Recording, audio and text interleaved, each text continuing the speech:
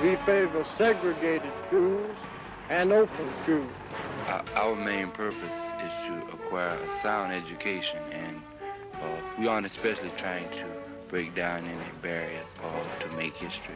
I'm afraid it's inevitable, and they will come in sooner or later, so I just hope it just be token immigration. I'll go to another school. What are your plans now? To think it over. What kind of reception do you think the two students will get when they come back to the university?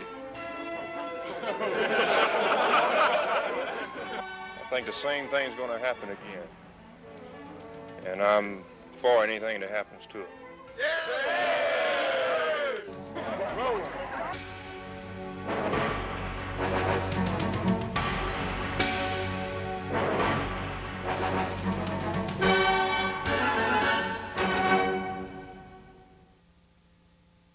In his campaign for governor, Ernest Vandiver had thundered from the stump, "Not one, no, not one."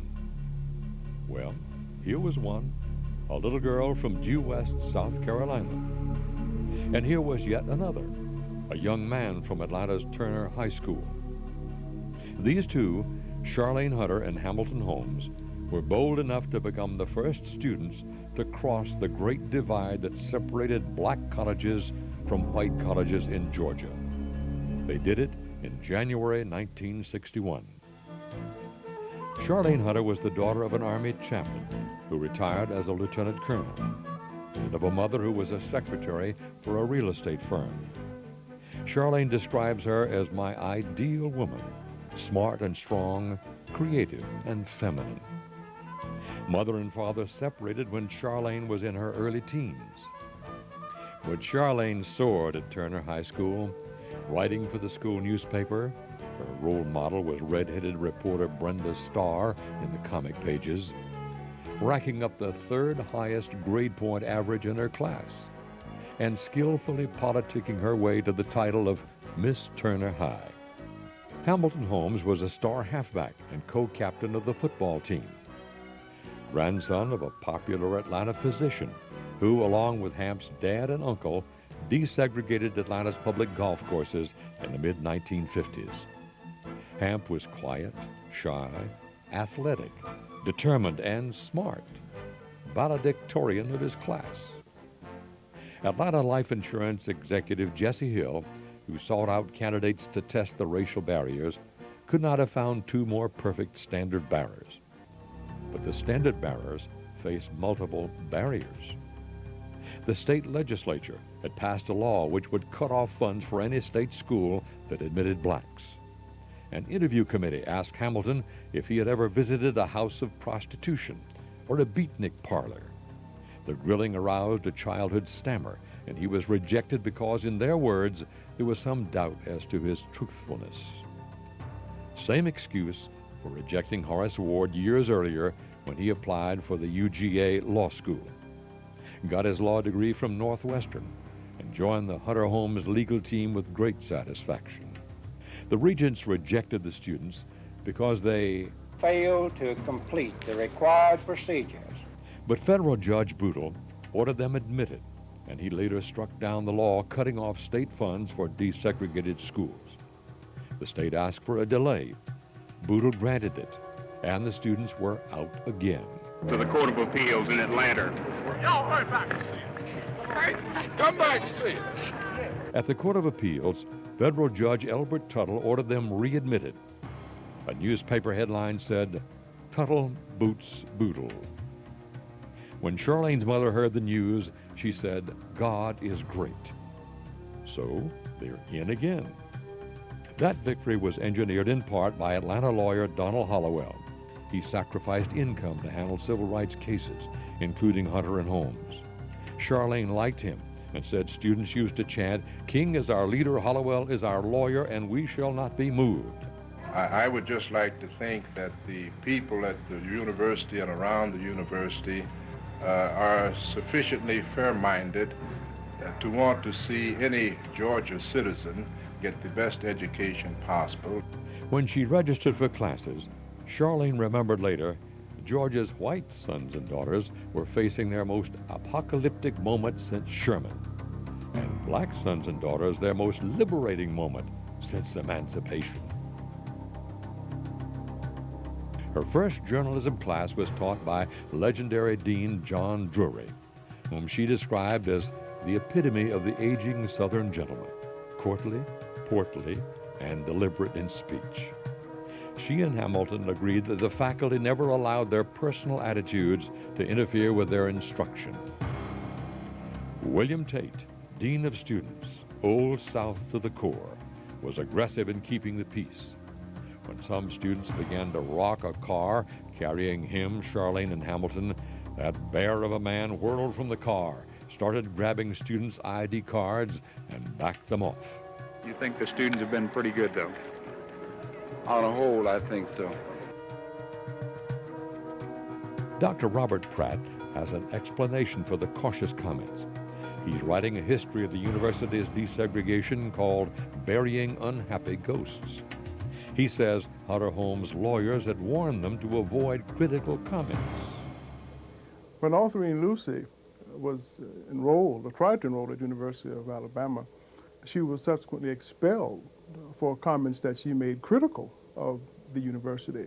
But there are many who believe, Mrs. Hunter Galt is among them, that had she and Holmes uttered any comments that were in any way critical of the University of Georgia, that they would have met the same fate that had befallen Ms. Lucy.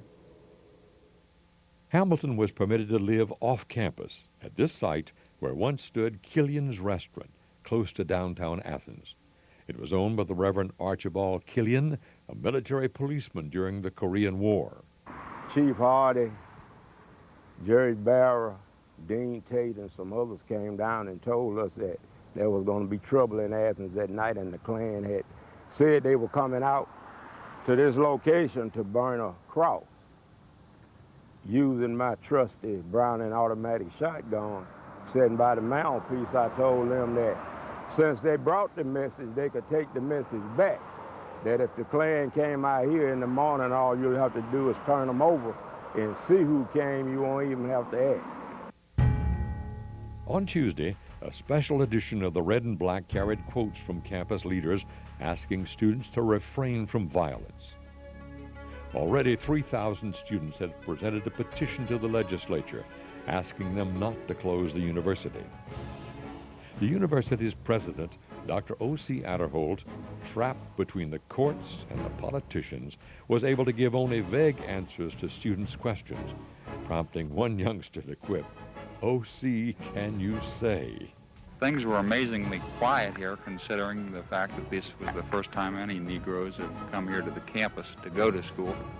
That night, newsman Dick Goss catches a rock in his chest, drops his camera, and somebody grabs it and runs. The next day, Wednesday, word of a planned demonstration circulated.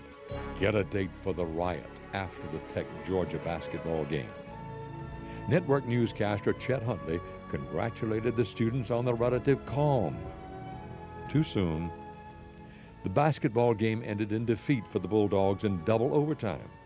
Students in a nasty mood grumbled, "We got beat by Tech and we got beat by the niggers," and headed for Charlene's dormitory. This is ground zero on Wednesday night, Center Myers Hall. Charlene Hunter is behind these windows here in her first floor dormitory room. I'm outside, puffing under the weight of a heavy camera. There's a firecracker or two over here, and then there are angry shouts now and then from a hostile and growing crowd. In the darkness, the crowd, like creation story, is without form and void.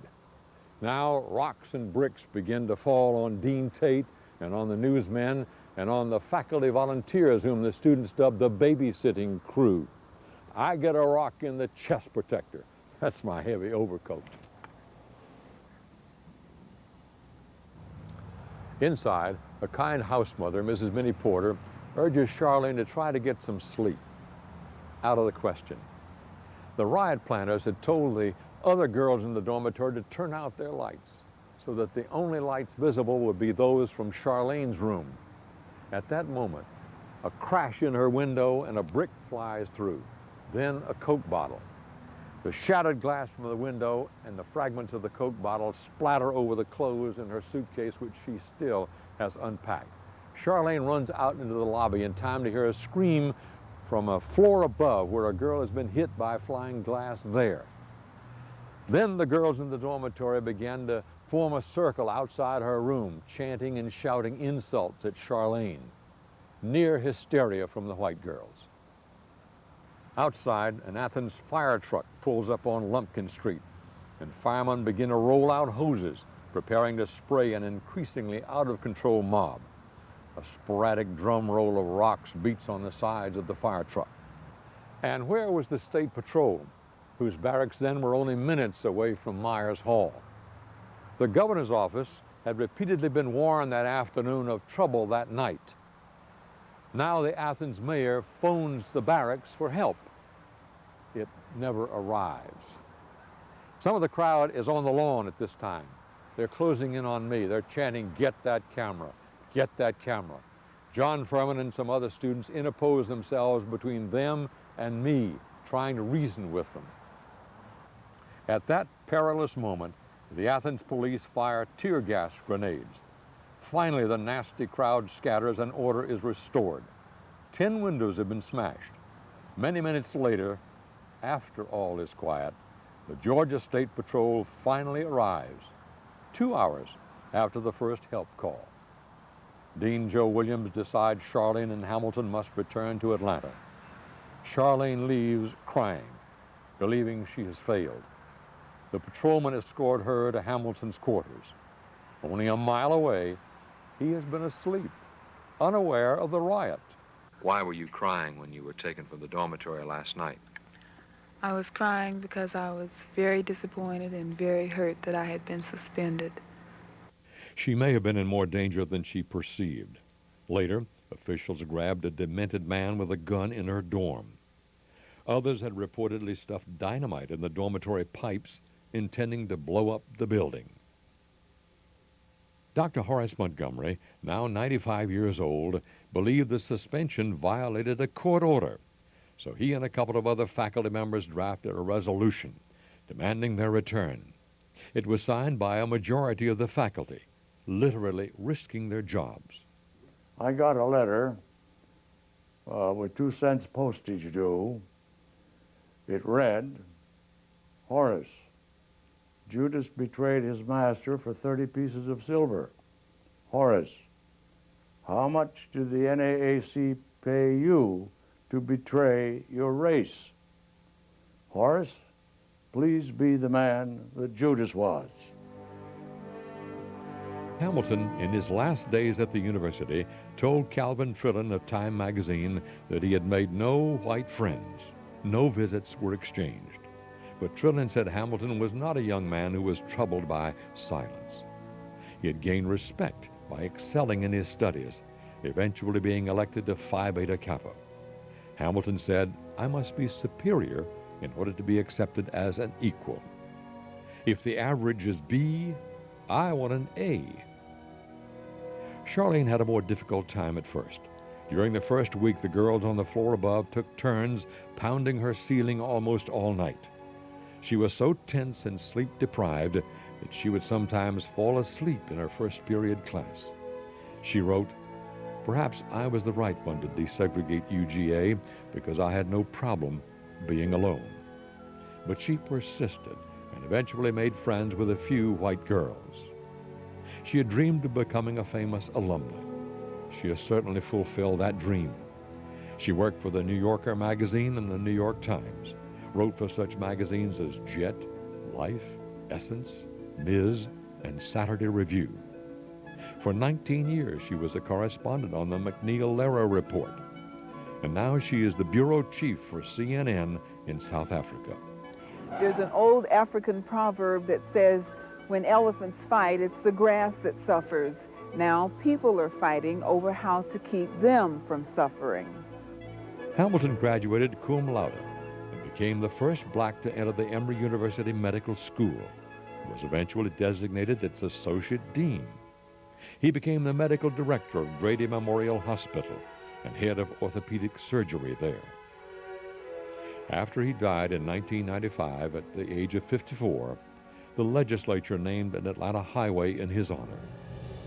Emory University had already awarded him its highest alumni honor, and he had served as a trustee of the University of Georgia Foundation. Charlene gave the commencement address at UGA in 1988. A watchfire was lit. A watchfire celebrating the revelation that amid misunderstanding and confusion and hate, the simple good fortune of one curious, inquisitive black girl who once dreamed of being Brenda Starr and found the University of Georgia the place to fulfill that dream, and the gifted young black man who wanted to be a healer could be attained. In 1985, Vernon Jordan inaugurated an annual Holmes Hunter Lecture Series. The Second Reconstruction finally brought the South into the Union.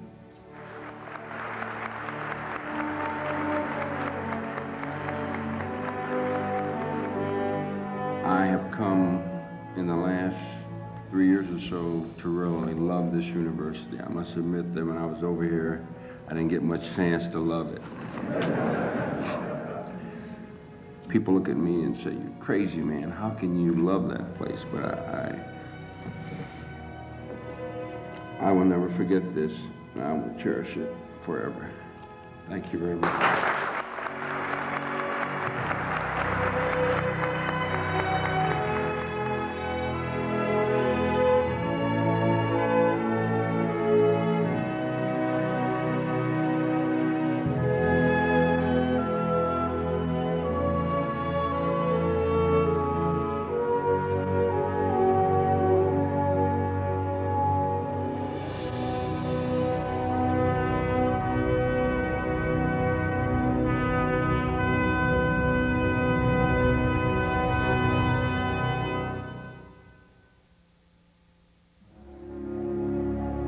On January 9, 2001, Charlene Hunter Galt and the family of the late Hamilton Holmes returned to campus to mark the 40th anniversary of their admission to the University of Georgia. It was a day filled with moments that will long be remembered by those who came to mark this important moment in the history of the University of Georgia. Charlene Hunter Galt delivered the annual Holmes Hunter Lecture, recalling her emotions during those momentous days of January 1961 and urging continued progress on access to a UGA education. A panel discussion among political and legal figures of the day shed light on the decisions that were made 40 years ago. Journalists who covered the events of January 1961 also shared their memories. On January 9, 2001, the University of Georgia celebrated the bravery of one young man and one young woman who changed the institution for the better when they stepped through the arch. In order that their courage and its impact on the state of Georgia not be forgotten, the academic building where they registered for classes was named the Holmes Hunter Academic Building. The day ended with a tremendous celebration organized by current students. The lasting message of the day for all who attended is that while we have come far, we yet have far to go. They say that that which does not destroy us makes us stronger. And I believe, as surely as I'm here this morning, that this university, this state, and this nation have become stronger due in no small part to the efforts of Hamilton and Charlene. Their trip past the university's historic arch on North Campus to register for classes is considered one of the defining moments in the civil rights history of this state and nation. Did we think of ourselves as pioneers? Maybe on one level. But on a more basic and more fundamental level, as I wrote in my place, we were simply doing what we were born and raised to do. Thus, I have to say that for Hamp and me, and for all those who labored so hard to help us gain admission to this university, it was, despite the trouble, not just a sad tale, and must not be. For those unpleasant things that happened 40 years ago were mere sidebars to what was a triumph, and not ours alone, but all those people, black and white, who helped to open wide the doors of this institution and subsequently the doors to the state. It was indeed a triumph over the racism that had ruled the day. When I ran for governor, I made some intemperate remarks that have been talked about here today. They shouldn't have been made. Anybody who failed to integrate their institutions in this century when they had the opportunity to do so. If you think we saw tumultuous times in this century, I have a feeling we may see some more tumultuous times in the century that we have just ended. So today is vindication, Miss Charlene Hunter and the Holmes family. Vindication in the sense that y'all fought the fight and made it. Mary Frances Earl and others. Vindication in the sense that others stood up at the time and made this day possible. I think the question and the damage that segregation did to the society was partly what people, not just whether people believed in it or not, but what they would do in its name. And some people wouldn't do much. Dean Tate, who I was so pleased to see, now has a building named after him, who was a real hero in my view. Was the Dean of Men. Hamilton Holmes was a man in this university, and therefore he was just as responsible for Hamilton Holmes as he was for anybody else. And to the day Dean Tate died, I have no idea what his views on integration or segregation were. I saw enormous courage on the part of Charlene, on the part of Hamilton. You know, single people move history. Rosa Parks wouldn't get up in the bus. Martin Luther King led the bus boycott, and he took everything that we had to throw at him, including finally a bullet. All the men, John Lewis taking the blows on his head at Selma, Charlene and Hamilton risking everything here, if not physically, then emotionally. How did just two lonely people come into this unfriendly environment and survive? And they did. And look at the difference it made. What we were going through at that time, however, was in some respects like a second Civil War. It was an overturning of the entire structure of white superiority and black inferiority that whole society had been built upon. The culture was developing into one where many students were prepared to make life as unpleasant as possible for the arrival of Charlene and Hamilton. As we dedicate this historic academic building today, immediately adjacent to the arch, renaming it the Holmes Hunter Academic Building, and as much as we admire the late Hamilton Holmes and the very much alive Charlene Hunter Gault, let us not lose sight of their message for this campus.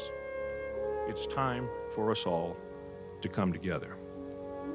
Only a handful, in fact, only one with courage makes a majority. And the two that had courage here changed the hearts and minds and the souls of Georgians. We officially named the academic building the Holmes Hunter Academic Building. Congratulations.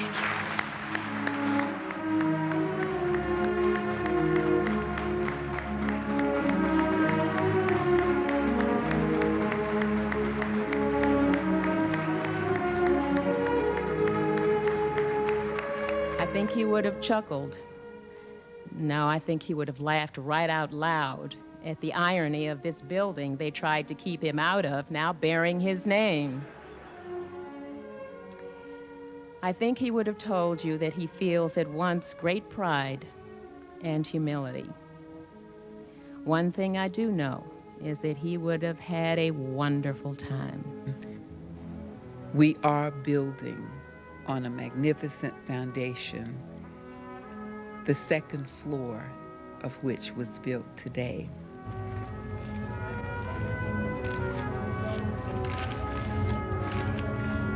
Ready to go. Go!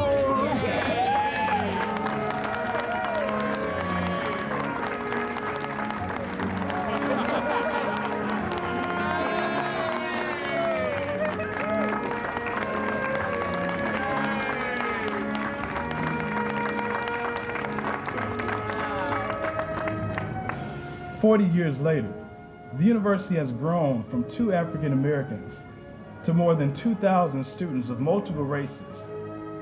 These 2 supernovas shine brightly in a dark light and opened a portal at the University of Georgia for you and I to become the people we are today.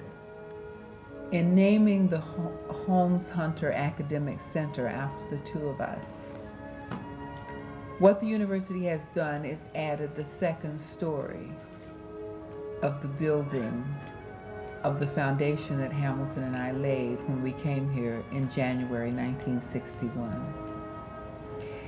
And I'm going to leave here this night fully confident, more confident than I was this afternoon, that the third story of the building is going to be laid pretty soon. Because when I look at this room, I see something that I have seen at very few universities, not even this one, in recent memory. I see this rainbow, and that's the third story of our building.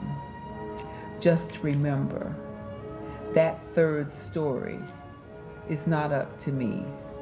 It's not up to the president or the provost or the administrators or the faculty. It's up to everybody in this room.